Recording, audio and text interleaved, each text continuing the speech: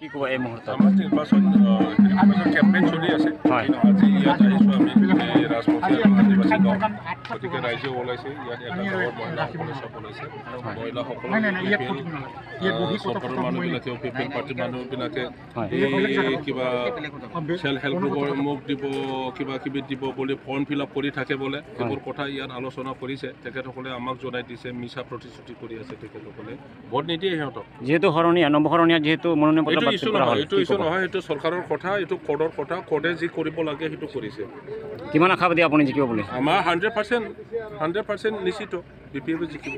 আদিবাসী যেহেতু জ্বলন্ত সমস্যা যে জনজাতিকৰণ এইটো উত্থাপন কৰিব নেকি সাংসদত আপুনি? সাংসদ আদিবাসী যিটো জনজাতিকৰণ যিটো জ্বলন্ত জনজাতিকৰণৰ কথাটো আমি BPF দলে হাগ্ৰামা মহিলাৰীয়ে BTCত 2016 চনতে উত্থাপন কৰিছে।